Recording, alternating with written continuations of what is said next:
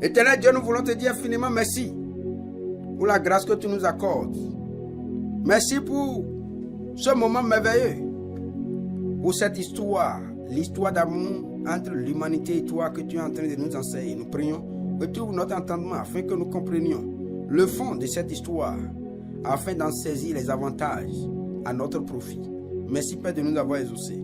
Au nom de Jésus, nous avons prié. Amen. Alors, je racontais l'histoire, oui, de ce Dieu tout-puissant. Son histoire d'amour. Ce Dieu qui a voulu fiancer son Fils unique, qui est Jésus-Christ, la parole de Dieu. Il a voulu le fiancer, le marier à l'humanité, afin que l'humanité tout entière devienne un en Jésus-Christ. Un en Jésus-Christ. C'est le mariage. Au travers du mariage, il dit, ils ne sont plus, les deux deviendront une seule chair. Oui. Alors, ce qui s'est passé dans le jardin d'Éden entre Adam et Ève n'est que l'image de ce que d'une chose merveilleuse que Dieu veut faire au finish. Depuis le jardin d'Éden, Dieu qui il dit, la gloire de Dieu c'est de cacher les choses et la gloire des rois c'est de sonder les choses.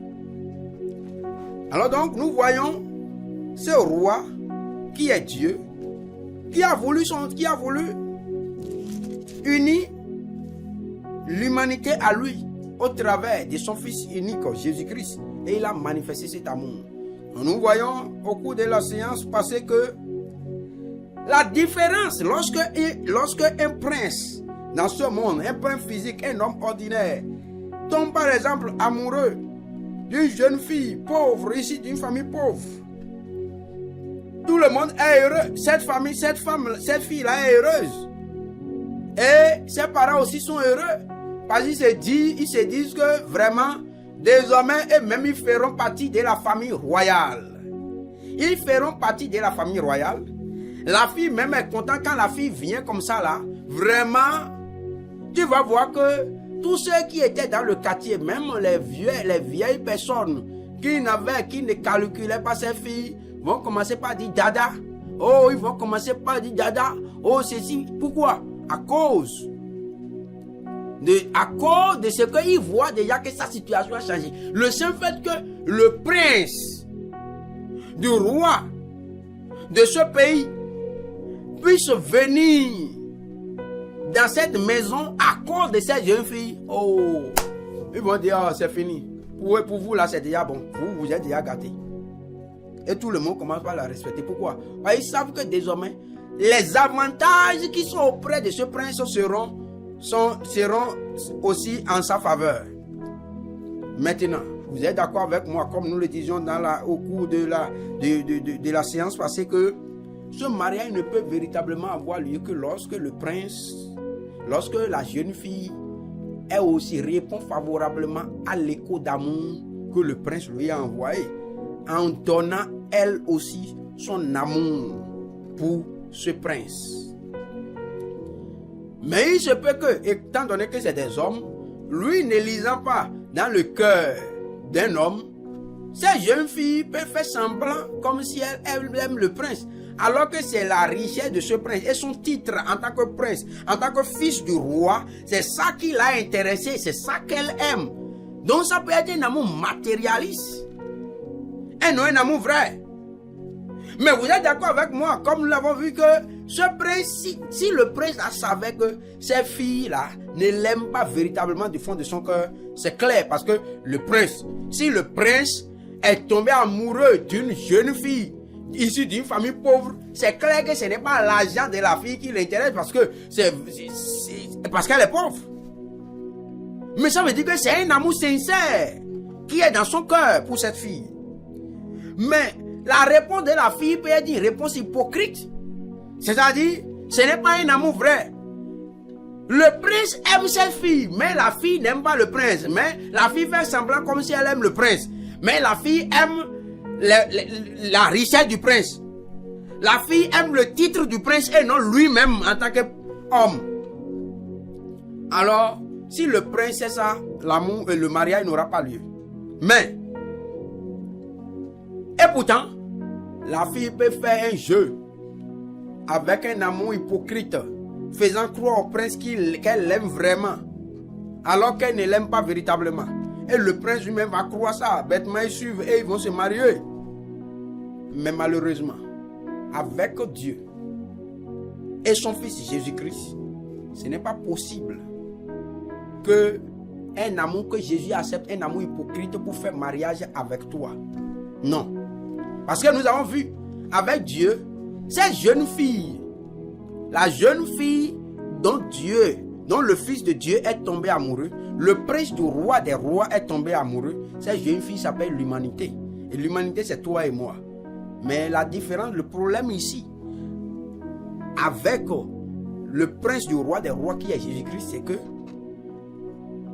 il connaît le cœur de l'homme. Il connaît ce qui se trouve dans ton cœur. Dieu connaît le cœur de l'homme. Voyons dans Jérémie au chapitre 17.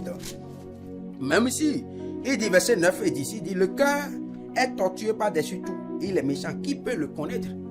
Toi, tu ne peux pas connaître le cœur de l'homme. Toi, tu es marié avec ta femme avec qui tu es, ou bien le mari avec qui tu es, tu ne veux pas connaître son cœur. Non.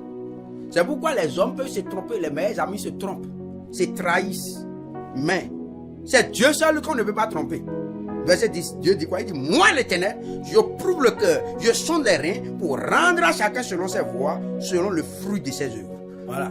Dieu lui connaît, il connaît la profondeur du cœur de chaque homme. Il sait ce qui se trouve dans la pensée de l'homme. Il pénètre la pensée de l'homme. Voilà, donc Proverbe 20, verset 27, il dit, le souffle de l'homme est une lampe de l'Éternel. Il pénètre jusqu'au fond des entrailles.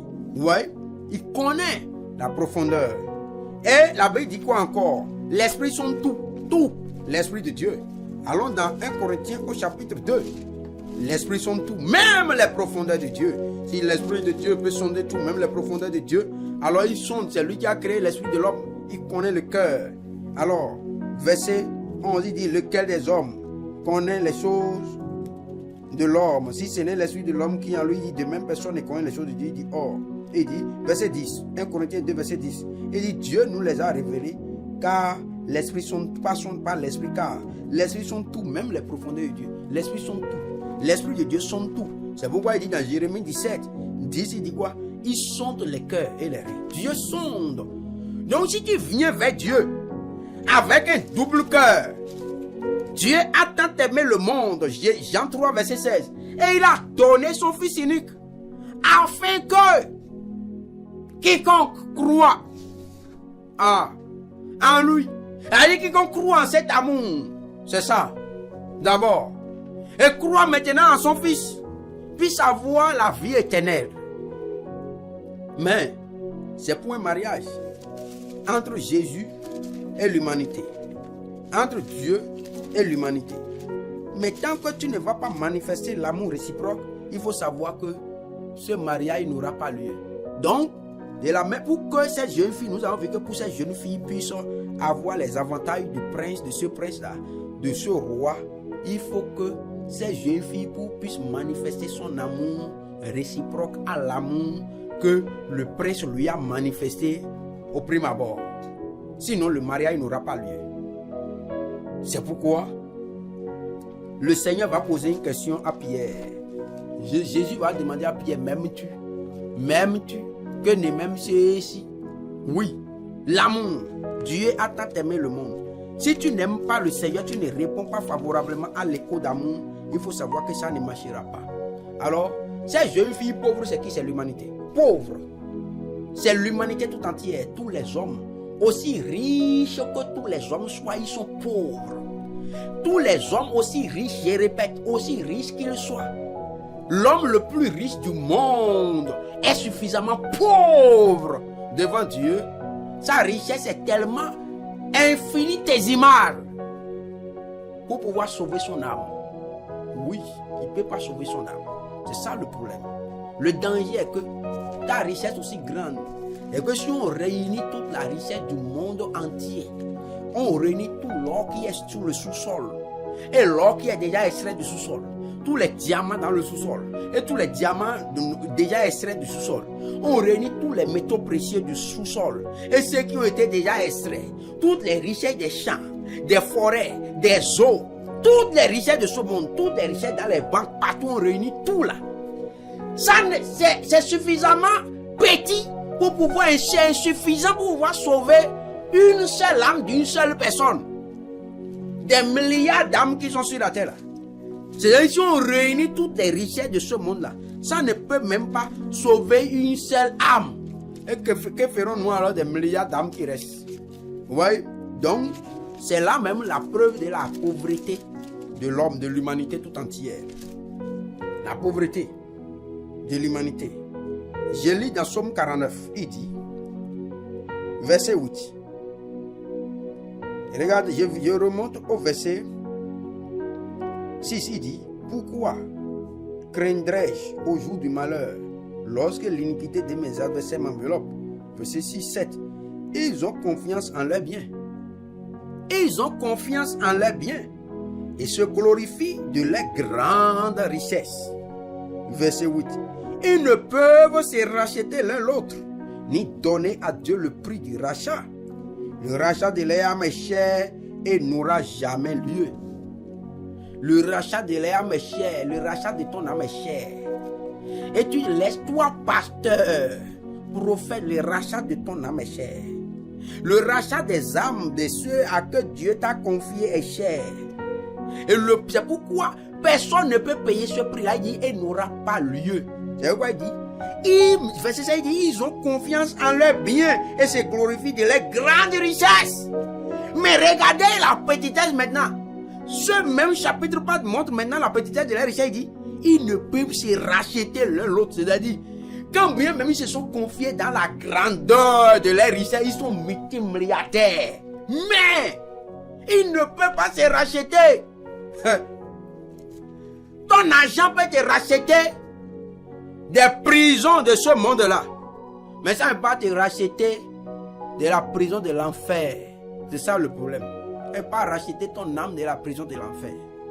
Tu peux fuir, échapper aux prisons de ce monde. Tu peux donner l'argent, tu peux corrompre les juges, tu peux tout faire. Mais ton argent ne peut pas te racheter. Dans ce monde-là, tu peux payer l'argent pour payer caution sursis, pour acheter des sursis. Pour continuer à vivre librement avec ton argent. Mais le problème, le grand danger est que combien de temps l'homme passe sur la terre? Le temps que l'homme passe sur la terre est un temps éphémère. Même si tu as fait 200 ans sur la terre, 200 ans comparé à l'éternité, s'il vous plaît. Même si vous ne comprenez pas l'éternité, prends ta calculatrice là et fais 200 divisé par 1000. Tu comprends, tu écris 1000 milliards par exemple. Et tu vas voir, ça va donner 0 en même temps. Ça donne 0. Ça veut dire que la vie de ce monde, dans ce monde rapporté à l'éternité, c'est 0. C'est ce que ça veut dire. Prends ta calculatrice. Fais l'essai. Tape 200 et fais diviser par 1000 milliards. 100 000 milliards. Et fais égal, ça va donner 0. C'est ça. Pour dire ça, c'est ça. Il faut calculer. Mais si tu n'es pas mathématicien, je ne veux pas rentrer dans les grands calculs mathématiques, mais je te donne simplement calcul. Tu dois pouvoir comparer, c'est pour te dire quoi? Si tu compares la vie dans ce monde par rapport à la vie qui vient dont tu n'as pas encore connaissance, alors tu dois trembler. Tu dois cesser de te laisser séduire par des futilités, des broutilles de ce monde. Tu dois cesser de te laisser passionner et branler par des broutilles, les pacotilles de ce monde. Tu peux construire une maison en or. Tu vas mourir comme tout homme. Tu vas mourir comme tout homme. Tu peux préparer ton cercueil en or. Tu vas mourir et tu pourriras comme tout homme. Mais tu seras où ton âme? Pense à ça. C'est ça qui doit te préoccuper. C'est pourquoi il dit que le rachat de l'âme est cher. C'est ça le problème. C'est de l'âme qu'il s'agit. Elle n'aura jamais lieu. Il dit, il se confie dans les grandes richesses. Tu te confies dans tes grandes richesses. Oui. Tu te confies dans tes grandes richesses, mais tes grandes richesses là peuvent acheter des maisons dans ce monde, mais ne peuvent pas acheter le ciel. Ton argent dans ce monde là peut te permettre d'ouvrir les portes des palais royaux dans ce monde. Mais ça ne peut pas ouvrir les portes du ciel. C'est ça le problème. Ton argent dans ce monde peut corrompre des rois, des ministres, des présidents, des juges. Mais ça ne peut pas corrompre un ange au ciel. Avant de parler de Dieu lui-même. Ça ne peut pas corrompre même un ange. Même le plus petit des anges. Ton argent est caca devant les anges. Parce que ce qu'ils voient là, c'est plus que ton argent. On dit que le ciel est pavé d'or. Les murs sont en jappe. Qu'est-ce que tu penses qu'il y a ici? Il n'y a rien. Tout c'est pourquoi il dit, ils sont pauvres. Il dit, ils ne peuvent se racheter l'un l'autre. Et pourtant, ils ont de grandes richesses. Il dit, ils ont confiance en leurs biens. Ils se glorifient de leurs grandes richesses. Ça veut dire qu'ils ont vraiment de grandes richesses. Malheureusement, il dit, ils ne peuvent se racheter l'un l'autre. Ni donner à Dieu. C'est là le problème. Ni donner à Dieu le prix. Écoutez. Toi-même là. Tu as ta maison, tu as tes biens, tout ça là. Est-ce que quelqu'un peut venir te donner ce qui t'appartient? La chose est déjà pour toi, c'est en ta possession. C'est Dieu qui a créé tout. L'or, toutes les richesses là. C'est lui qui a tout créé. Donc tu ne peux pas aller lui donner. C'est pourquoi il dit, il ne peut pas donner à Dieu le prix de leur rachat. Qu'est-ce que tu vas donner à Dieu pour racheter ton âme? Tu ne peux pas. Il n'y a pas quelque chose que tu peux donner à Dieu pour racheter ton âme. C'est ça le problème. Et c'est pour cette raison qu'il fallait que Dieu lui-même puisse pouvoir au rachat de ton âme. C'est ce que Dieu a fait. C'est le véritable problème. Malheureusement. Et c'est... Donc, tout homme est pauvre, l'humanité. Cette jeune fille pauvre, c'est l'humanité. Dans ma caricature, dans la parabole que je viens de vous donner pour dire, c'est jeune, il y a un prince qui est tombé amoureux d'une jeune fille issue d'une famille pauvre. La jeune fille issue d'une famille pauvre, c'est l'humanité tout entière. Tous les rois du monde, les princes, les présidents, même si tu es président du monde entier, tu es un pauvre. Il fait pas, c'est toi, ces jeunes filles de ces familles pauvres, très pauvres, avec des maisons en délabrement.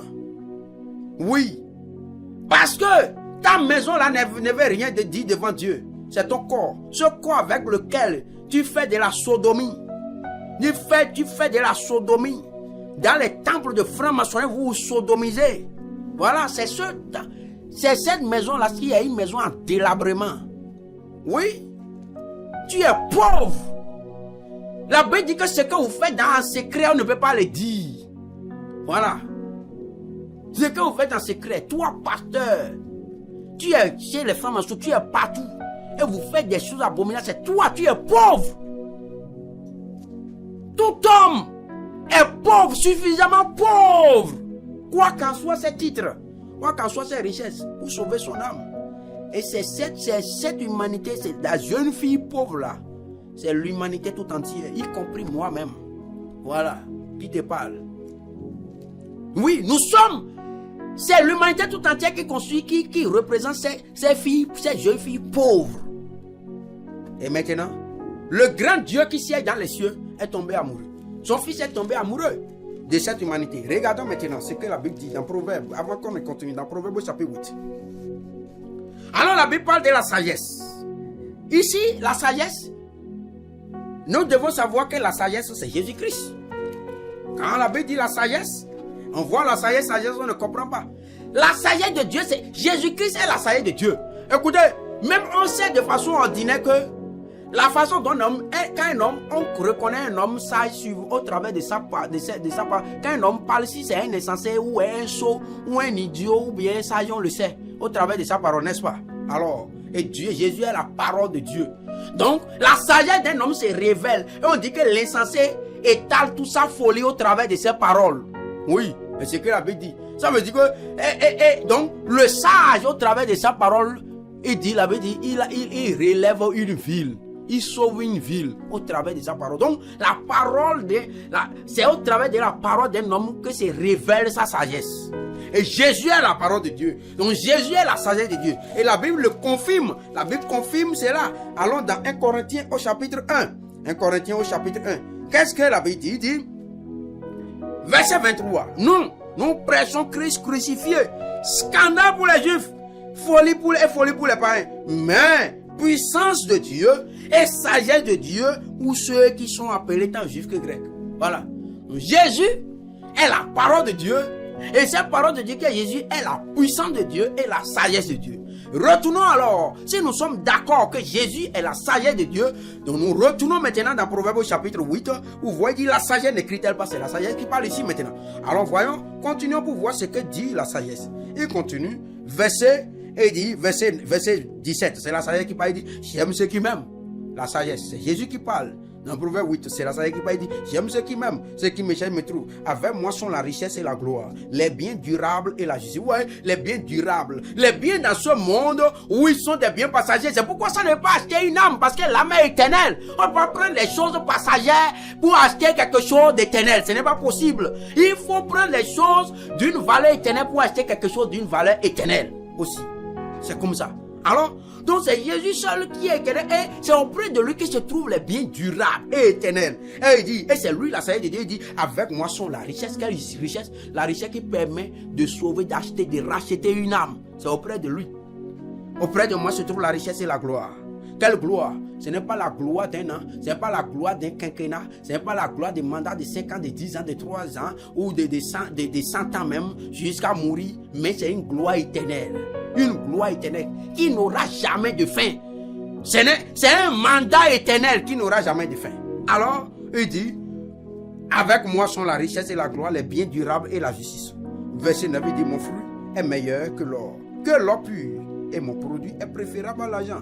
Verset 20, je marche dans le chemin de la justice, au milieu des sentiers de la droiture. C'est la sagesse qui parle, c'est Jésus. La sagesse dit, verset 21, pour donner des biens à ceux qui m'aiment, pour donner des biens à ceux qui m'aiment, pour remplir les trésors. Quel bien? Des biens éternels.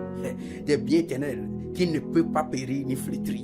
Un héritage, comme il nous le dit dans 1 Pierre 1. Pour un héritage qui ne peut ni flétrir, ni se corrompre, ni se souiller. C'est ça, c'est des biens. Il a dit en haut, il dit des biens durables. Et c'est de ces biens, pas dans le verset 21, pour donner des biens à ceux qui m'aiment. Des biens durables. Ce n'est pas des biens. Oh, viens, Jésus, tu auras l'argent. Non, ce n'est pas de ça qu'il s'agit, s'il te plaît. Oh, viens, Jésus, tu seras guéri. Et si tu es guéri, après tu vas en enfer. À quoi servit ta guérison? Il vaut mieux mourir malade et aller au ciel que de mourir en bonne santé et d'aller en enfer. Oui ou non? C'est une question de bon sens quand même. Même si tu n'as pas le Saint-Esprit, tu es rempli de démons, toi, mais tu dois savoir quand même. Si tu t'assois un peu, tu réfléchis, tu dois savoir quand même que si on te donne, même si tu es rempli de plus grands démons qu'il y a sur la terre là, et qu'on te demande est-ce que tu choisis de mourir en bonne santé et aller en enfer, ou bien tu veux mourir dans la maladie et aller au ciel, tu vas choisir quoi? Quand même. Tu vas choisir, il vaut mieux mourir dans la maladie, même aller au ciel, que de mourir en bonne santé et d'aller en enfer. Et pourtant, aujourd'hui, les vendeurs d'illusions sont là pour promettre des prodiges mensongers, comme la Bible dit dans 2 Thessaloniciens chapitre 2. Viens, Jésus, tu seras guéri. Oh, Dieu a guérison pour tout le monde. C'est où? C'est où? On a envoyé dans Matthieu 9, on a envoyé un paralytique chez Jésus. Jésus ne s'est pas préoccupé d'abord de la guérison physique de cet homme. Jésus s'est préoccupé de quoi? Jésus s'est préoccupé d'abord de la guérison de son esprit et de son âme. Et Jésus va dire, mon fils, regardons maintenant dans Matthieu au chapitre 9. Jésus ne s'est pas préoccupé, comme les gens le font aujourd'hui. Jésus savait que ça ne servirait à rien de faire manger ce paralytique tant que ses péchés sont encore sur lui. Il ira en enfer. C'est pourquoi il dit, Matthieu chapitre 9, verset 1, il dit, et Jésus étant monté dans une barque, traversa la mer et alla dans sa ville. Et voici, on lui amena un paralytique couché sur un lit. Jésus, voyant les foi, dit au paralytique, prends courage, mon enfant, tes péchés te sont pardonnés. Vous voyez? On a emmené le paralytique. Les gens, le paralytique, lui, voulait entendre. Jésus lui dit simplement, lève-toi et marche. Mais Jésus a dit, non. Ça là, c'est subsidiaire. Ça, c'est accessoire. Mais il faut que je me concentre sur l'essentiel. Ça, c'est, tu lèves-toi et marche. Ça, c'est quelque chose, c'est un bien passager. Tu vas passer le jour où tu vas mourir, mais ça ne servirait plus à rien. Mais il y a quelque chose qui est éternel, qui va t'accompagner dans l'éternité, le salut de ton âme. Jésus dit, lève-toi. Jésus dit, tes péchés te sont pardonnés. Voilà. Et après, les gens, vous pouvez lire la suite de l'histoire. Finalement, les gens disent, mais qui est celui-là pour pardonner les péchés sur la terre? Et Jésus, il a dit, mais qu'est-ce qui est plus compliqué de dire à un paralytique, lève-toi et tes péchés sont pardonnés, ou que de lui dire, lève-toi et marche. Il dit, mais afin que vous sachiez que le Fils de l'homme a le pouvoir sur la terre de pardonner les péchés. Ça, c'est le bien durable que Jésus donne. C'est lui seul qui peut pardonner les péchés. Ça, c'est le bien durable. Parce que tant que tes péchés ne sont pas pardonnés, tu iras en enfer. Il n'y a rien à faire. Tu peux te faire au monde, tu peux donner tous tes biens à manger aux hommes, même donner ta chair à manger aux hommes, tu iras en enfer. Parce que tous les hommes sont des pécheurs, tous ont péché. Alors, et il dit quoi? Il dit, mais afin que vous sachiez que le Fils de l'homme, verset 5, a le pouvoir. Et il dit, verset 6, il dit, afin que vous sachiez que le Fils de l'homme a sur la terre le pouvoir de pardonner les péchés. Lève-toi, dit-il au paralytique, prends ton lieu, va dans ta maison. Et il se leva et s'en alla dans sa maison. Vous voyez? Pour dire quoi? Jésus avait vraiment, qu'est-ce qu'il veut vous montrer? Jésus s'est préoccupé d'abord du salut de son âme, au lieu de se préoccuper de sa maladie. Malheureusement aujourd'hui, quand les gens vont dans les églises, les pasteurs, les prophètes, c'est d'abord tu seras guéri. Mais il ne se préoccupe pas, mais son âme est malade, son esprit est malade. C'est un pécheur. Il ne se préoccupe pas de la guérison spirituelle. D'abord, du salut de son âme. Et on va quand même pas faire délivrance. Il y a ça, démon. Quel démon tu chasses? Pendant que le péché est là-bas. Le démon mange le péché, mais le péché est dans sa vie. Tu as déjà vu, on a chassé le mouton. Si les herbes vertes sont là-bas, et que le mouton va là-bas, le mouton va toujours, tu le chasses, le mouton va toujours revenir là où il y a l'herbe verte. C'est comme ça. Le péché est là-bas, ce n'est pas ôté. Et toi, tu chasses les démons. Jésus ne fait pas ça. Jésus ne connaissait pas le démon de paralysie qui avait paralysé cet homme. Jésus savait qu'il y avait un démon qui l'a paralysé. Et pourtant, Jésus ne s'est pas mis à chasser le démon de paralysie. Non. Jésus a traité la maladie la plus terrible d'abord, le péché, ou le salut de son âme. Et après ça maintenant, comme les gens étaient scandalisés, ils ne comprennent pas, Jésus s'est attaqué à l'essentiel. Donc ça, c'est les biens durables dont il parle. Il dit, il retourne maintenant dans Proverbe 8. Il dit, pour donner des biens à ceux qui m'aiment et pour remplir les trésors éternels. Verset 22. Regardez ici maintenant. C'est terrible. Verset 22 dit, l'Éternel m'a créé la première de ses œuvres. C'est qui est la première de ses œuvres? C'est Jésus-Christ. La parole dit au commencement était la parole. La parole était Dieu. La parole était avec Dieu. Par elle, toute chose a été faite. Et rien de tout ce qui a été fait n'a été fait sans elle. Et il dit quoi? Verset 22 ici, Proverbe 8, verset 22, il dit, l'Éternel m'a créé. Créé quoi? La sagesse, c'est ça. La sagesse, la parole de Dieu. La première de ses œuvres, avant ses œuvres les plus anciennes. J'ai été établi depuis l'éternité. Oui, depuis l'éternité. C'est-à-dire, avant que le temps, nous aujourd'hui, toi et moi, ce qui nous pressions pour, c'est le temps. Mais Dieu, lui, n'est pas dans le temps. Vous êtes d'accord? C'est normal si quelque chose, ce qui est sûr, la maison a été construite, le constructeur d'une maison a forcément existé avant la maison. Oui. Le constructeur d'une maison a toujours existé avant la maison. C'est clair. Donc, si Dieu a créé le temps, c'est qu'il a existé avant le temps. Et c'est ça qu'on appelle l'éternité. Ça n'a pas de fin. Donc ça n'a pas de commencement, ça n'a pas de fin, ça n'a pas de milieu. Non, c'est l'éternité. Alors, le temps est là. Le temps que nous avons aujourd'hui, que Dieu a créé, permet, c'est ça même qui permet de comprendre l'éternité. Donc il y a l'éternité passée, avant ce passé. C'est l'éternité qui existait avant que le temps ne soit créé. L'éternité présente, c'est l'éternité qui est dans le temps. Et il y a l'éternité future, l'éternité qui existera quand les temps vont prendre fin. Et la Bible nous parle de la fin des temps. Donc, il y a la fin des temps qui arrive. Et nous devons comprendre que Jésus, comme il a dit, c'est lui qui dit, j'ai été créé, la première de ces œuvres, avant ces œuvres les plus anciennes, j'ai été établi depuis l'éternité. Depuis l'éternité. Dès le commencement, avant l'origine de la terre. C'est Jésus qui parle ici. Alors, nous allons voir dans la suite cette histoire. Cette histoire merveilleuse se poursuit. Pour voir, Jésus, c'est Jésus qui est la sagesse de Dieu. Avec elle est l'histoire d'amour entre lui et l'humanité. C'est cette histoire d'amour que nous sommes en train de voir. Pour que toi, qui m'écoutes, tu puisses prendre la bonne décision en répondant favorablement à l'écho de cet amour que Dieu t'a manifesté au travers de son Fils.